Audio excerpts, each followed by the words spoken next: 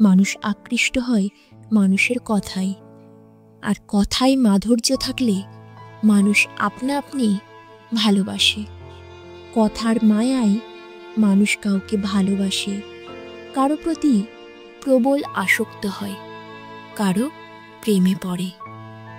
তবে কথাই শুধু মাধুর্য নয়, বরং স্বচ্ছতারও প্রয়োজন আছে।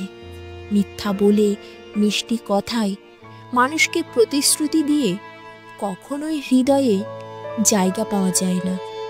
যার কথা সুন্দর, একদম পরিষ্কার এবং নির্ভেজাল, সেই মানুষগুলোই মূলত মানুষের ভালোবাসা পাওয়ার যোগ্যতা রাখে। যার কথা সুন্দর এবং নির্ভেজাল, যার মন সুন্দর, সে কখনোই কাউকে কষ্ট দেয় না। এমন মানুষগুলো কখনোই প্রতিশোধ পরায়ণ হয় না। এরা মানুষের অনুভূতি এবং আবেগের প্রতি শ্রদ্ধাশীল হয়। সুন্দর আচরণ এবং সত্য কথার মাধ্যমে মানুষের মনোযোগ আকর্ষণ করে।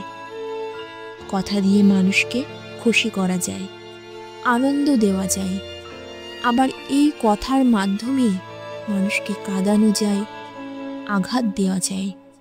সম্পর্কের মানুষগুলোকে ভালো রাখতে চাইলে তাদের সাথে সুন্দর ব্যবহার এবং তাদের সাথে সুন্দর করে কথা বলতে হয়।